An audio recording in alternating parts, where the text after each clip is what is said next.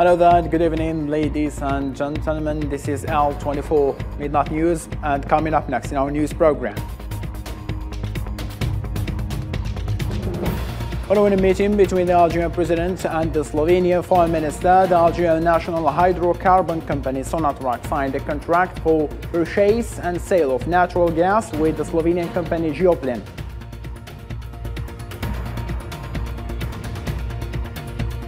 And to tackle the food security issue, the G20 leaders increased pressure on Russia to stop its military operation in Ukraine.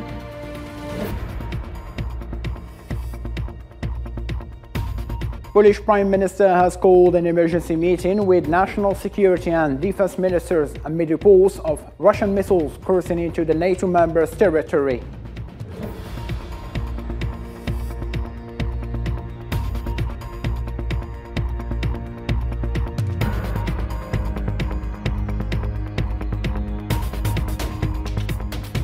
Hello there and welcome. I'm your host Abdurrahim Kashor, and those were today's top stories. First, starting from Algeria, the President of the Republic, Mr. Abdelmajid Tebboune, chaired Tuesday a meeting of the High Council of Energy, according to a statement by the Presidency of the Republic.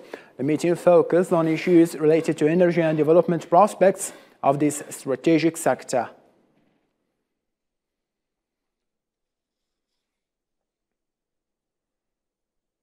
Also, the Algerian President, Mr. Abdelmajid Tebboune, received on Tuesday the Slovenian Foreign Minister, Tanja Fanon, a statement from the Algerian Presidency, stating that the reception took place in the presence of the Algerian Foreign Minister, Mr. Mpala Mamra, the Director of Presidential Office, Abdelaziz Khalaf, and the Algerian Minister of Energy and Mines, Mohamed Arqab.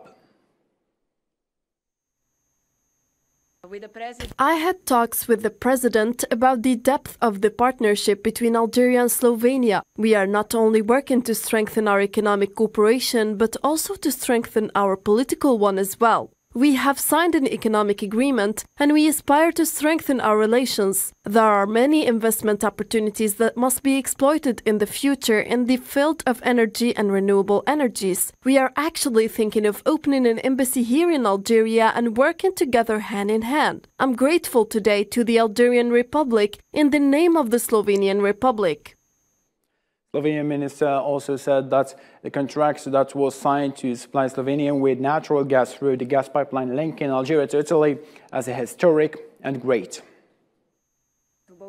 First, I would like to thank the Algerian president for his warm reception. On behalf of the Slovenian government, I thank the two energy ministers who reached the signing of the joint agreement between Sonatrach Group and Geoplin Company. According to this agreement, the state of Slovenia will be supplied with energy materials. I am very fortunate to be here in Algeria. Today is a great day for the Republic of Slovenia, a historic day. Energy materials will be supplied. Accordingly, I call on Sonatrach Group and Geoplin Company to work together for our common future. I think this is an important step in the history of partnership between the two countries.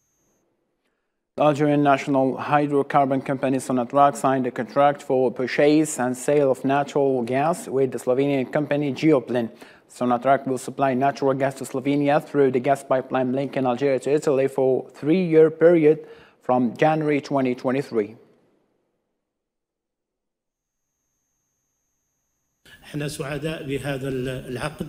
We are happy for this contract that links Sonatrach with Geoplin, and we look forward to the signing of other contracts in the future between our two countries in order to develop this historical relation between Algeria and Slovenia and to develop our economic relation in many fields as well. I think that historical day that is happening today for both countries, for Slovenia and Algeria. I'm very pleased and proud to announce that today the Slovenian Geoplin Group and the Algerian Sonatrach Group have successfully signed a 3-year gas supply deal that is a great significance for our country and I think that also for your country. On Tuesday, Algerian Minister of Foreign Affairs and National Community Abroad, Mr. Mtalem met Mohamedou Issoufou, the President of the High-Level Commission for Security and Development in the Sahel region and former President of Niger, who is on working visit to Algeria at the ministry headquarters. The meeting focused on the implementation of the mandate delegated to President Issoufou by the United Nations and the African Union with the aim of assessing the challenges facing the countries for the geostrategic space of the Sahel and recommending appropriate collective responses, particularly with regard to security and development. C'est tous des pays qui sont confrontés. The countries of the Sahel are facing security challenges, notably threats from terrorists and criminal organizations, as well as other challenges, that is, institutional challenges, with unfortunately democratic setbacks in some countries, climate challenges, demographic challenges, and economic development and social challenges. At the end of a meeting of President Issoufou stressed Algeria's important role in achieving stability and development in the Sahel region and welcomed Algeria's support for the success of his mission and pushed for the efforts of the United Nations and the African Union to escort a new era in the region.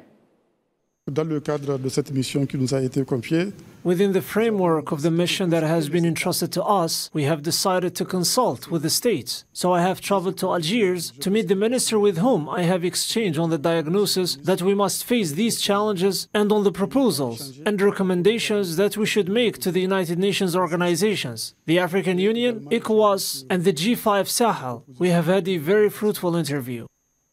Seen in the African continent, in Libya, the head of the State Council, Khalid al-Mashri, accused Abdel Hamid al-Dbeiba of trying to prevent the Council from holding its session and performing its duties. Al-Mashri said that the Council was supposed to vote on the entire constitutional base after voting on it, article by article. For its part, the Ministry of Defense of the Government of National Unity, Libya, was tasked with investigating to reconstruct what it took place during the session of the High Council of State.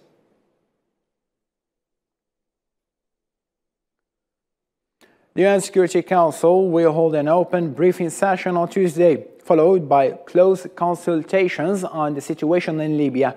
During the session, the UN envoy to Libya, Abdullah Batili, will provide a briefing on the situation, as well as the outcomes of the meeting of Libyan Joint Military Committee 5+5 and a series of meetings he conducted with the actors in the Libyan scene.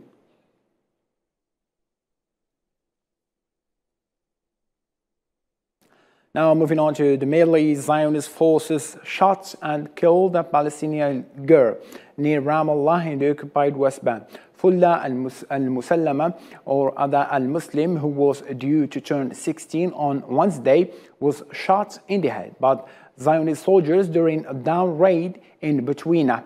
Friends and relatives of Palestinian Fulla held her funeral in the village of Beit Awa, west of Hebron in the occupied West Bank.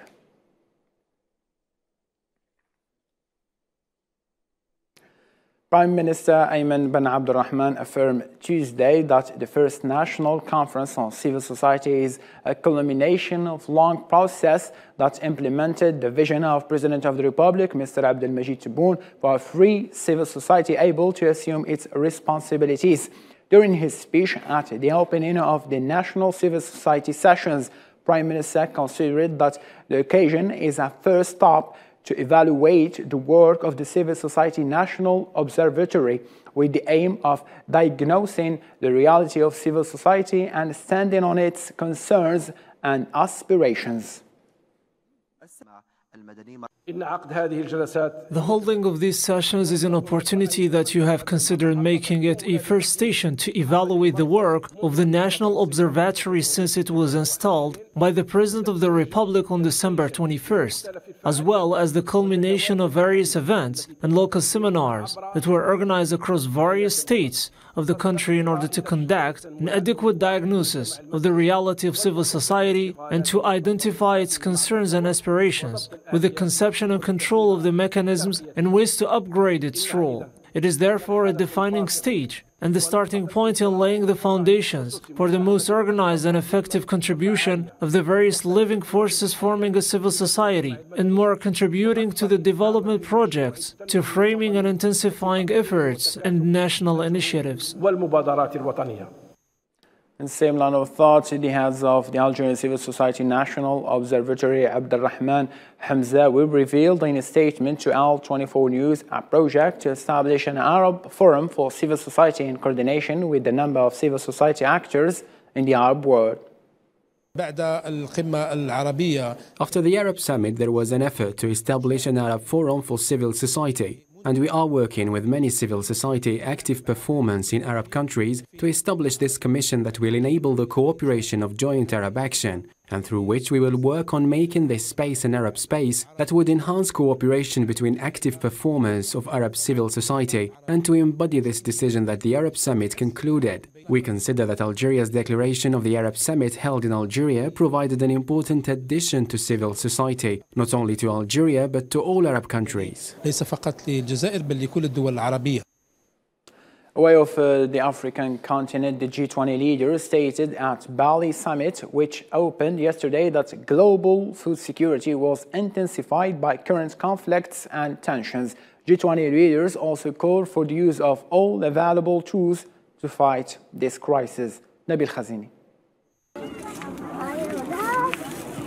While the world food crisis, amplified by the conflict in Ukraine, now affects nearly 10% of the global population, leaders of the G20 summit in Indonesia expressed their extreme concern about the food crisis, saying that global food security was exacerbated by current conflicts and tensions. G20 leaders called for the use of all available tools to confront this emergency and protect the most vulnerable from hunger. For his part, the UN chief Antonio Guterres called for the urgent action to tackle the food crisis, ease the global shortage of fertilizers, and accelerate the transition to renewable energy.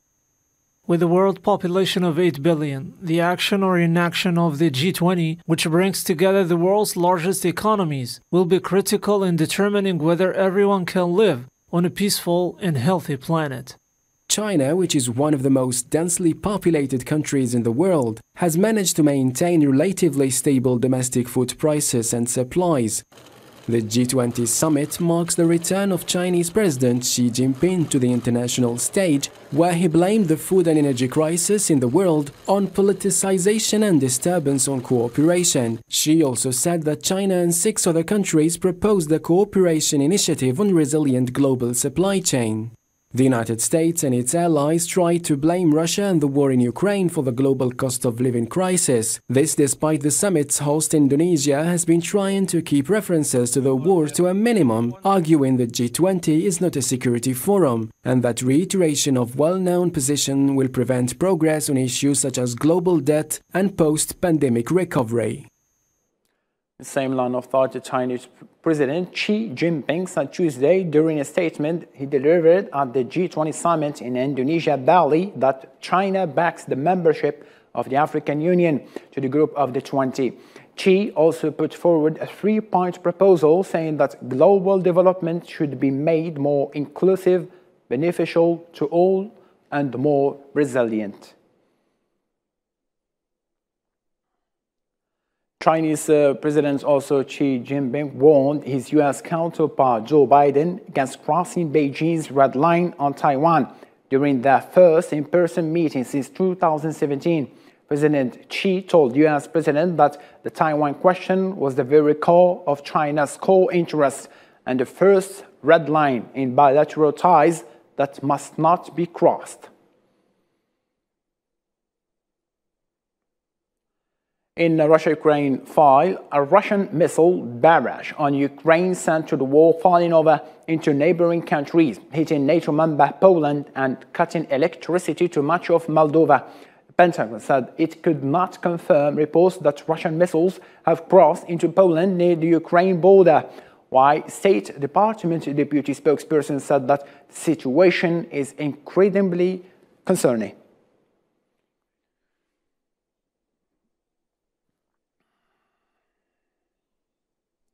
No, I know. We are aware of the press reports alleging that 2 Russian missiles have struck a location inside Poland near the Ukraine border. I can tell you that we don't have any information at this time to corroborate those reports and are looking into this further. And so when we do have an update to provide, we'll be sure to do so. We have seen reports out of Poland. They, of course, are incredibly concerning. And we're working with our partners in the Polish government and our NATO partners to get more information and to assess what has happened. And we will make that determination and we will determine appropriate next steps. Still with the Russia-Ukraine, Russian strikes hit critical infrastructure in several Ukrainian regions on Tuesday. The airstrikes on energy and other facilities rocked the country from east to west, triggering widespread blackouts. Hussein Berkan. Kyiv and other Ukrainian cities were hit on Tuesday by new massive Russian strikes, around 100 missiles, targeting energy networks, which made the situation critical and left at least 1 dead. President Volodymyr Zelensky said that strikes were mainly on energy infrastructure, affirming that the enemy will not achieve his goals.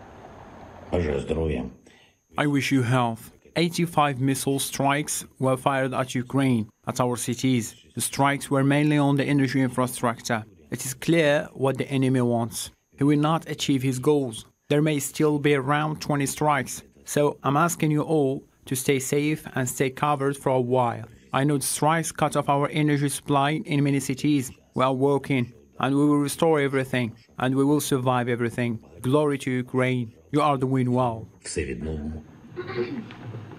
White House National Security Advisor Jake Sullivan strongly condemned Russia's missile attack on Ukraine, saying they appear also to have hit residential buildings in the capital of Kyiv and elsewhere in the country.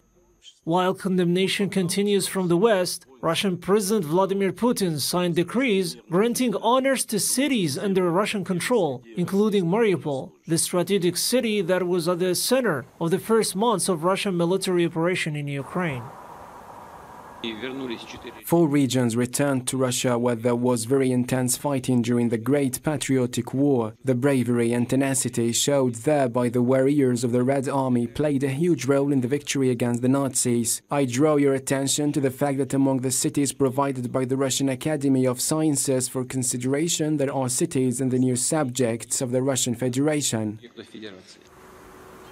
Mariupol is the biggest city on the Sea of Azov and the main port serving the industries and agriculture of the Donbas region. This development came a few days after an unexpected retreat of Russian forces in the south of the country.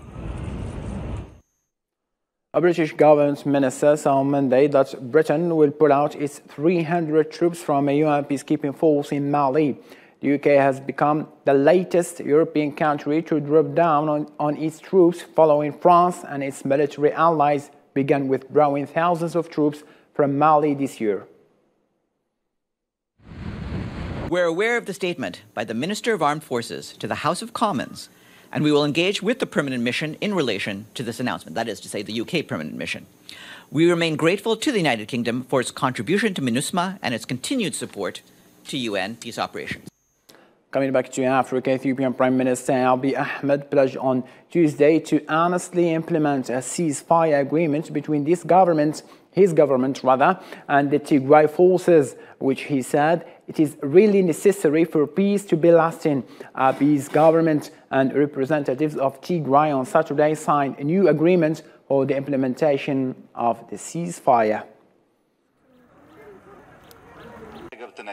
What we saw in Tigray is that the people want peace, that they want water, that they want electricity and food. We saw that they do not have any problem with their Amhara, Afar, and Oromo brothers. If we continue like this, I think it will be nice. Me on my part, I want peace. I want to see peace. I'm happy that peace is coming. I want to do all I can to make sure that this peace remains intact.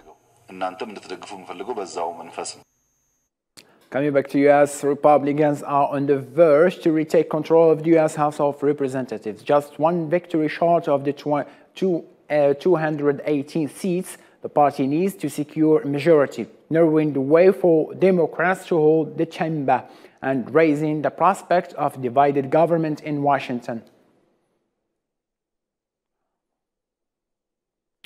Vulnerable and conflict-affected countries are suffering from severe and devastating climate crisis. They are calling on world leaders to find solutions and ensure access to adequate climate finance in challenging environments.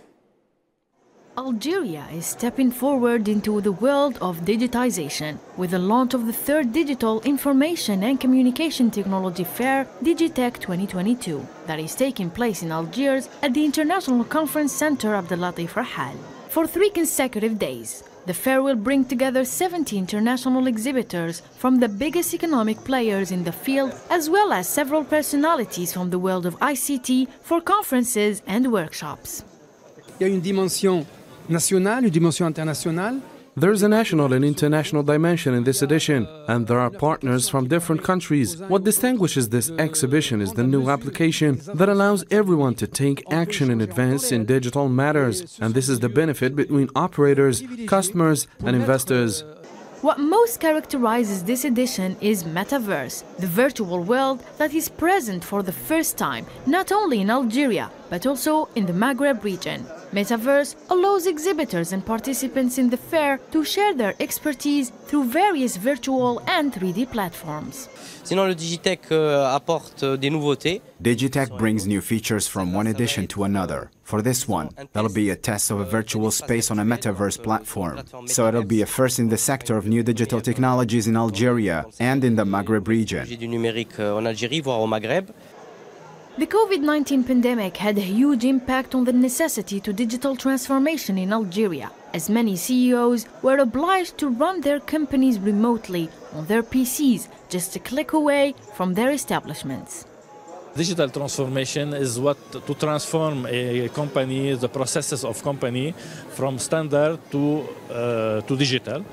And with Dell, we can provide a lot of tools to accelerate this transformation. It will help the companies to transform to digital very fast. We help, for example, the employees not to come to office and to work remotely from home. And a lot of things, even the companies can work directly without intervening directly or to be on site. This year's Digitech edition will focus mainly on cybersecurity, IT and multimedia. Hence, participants will enjoy a 3-day program rich of digitization, technology and metaverse. FIFA President Gianni Infantino on Tuesday urged G20 leaders to consider a temporary one-month ceasefire in the war in Ukraine for the duration of the Qatar World Cup starting in 20th of this month. Infantino urged for the ceasefire or the implementation of some humanitarian corridors or anything that could lead to a resumption of dialogue as first step to peace, while speaking to G20 leaders gathered for outdoor lunch after their first meeting at summit in Bali. Because football unites the world, this particular World Cup, with 5 billion people watching it, can be the trigger for a positive gesture, for a sign or a message of hope. Dear leaders, Russia hosted the last World Cup in 2018. Ukraine is bidding to host the World Cup in 2030. Maybe that the current World Cup starting in 5 days can really be that positive trigger. So my plea to all of you is to think on a temporary ceasefire for 1 month for the duration of the World Cup, or at least the implementation of some humanitarian corridors or anything that could lead to the resumption of dialogue as a first step to peace. And from FIFA President to the International Olympic Committee President Thomas Bach has urged world leaders at the G20 20 summit in Bali, Indonesia, to keep politics out of the Olympic Games. Bach mentioned the ongoing crisis in Ukraine, saying there are governments that want to ban Russian athletes from qualification events for the 2024 Paris Olympics over their country's military operation in Ukraine. It is worth mentioning that earlier this year, International Paralympic Committee banned Russian and Belarus from Beijing Winter Paralympics after athletes from several nations said they would refuse to attend the competition as a protest against the Ukrainian crisis. In this age of division, our role is clear: to unite the world and not to deepen divisions. To live up to this unifying mission, the IOC must be politically neutral. To allow future hosts to welcome the best athletes of the entire world, regardless of political conflicts, I appeal to you, the world leaders, to support this political neutrality. Some governments started to decide which athletes would be allowed to participate in international sports competitions and which athletes not. They did, and they do so, purely on political grounds. They want to decide which athlete can now qualify and finally compete at the Olympic Games Paris 2024. Hoping the conflicts will stop all over the world, not only in Ukraine. And with this, we reach the end of our news bulletin. Thank you ever so much for being with us. For more updates, you can follow our social media platform as well as L24 official website. For now, good night.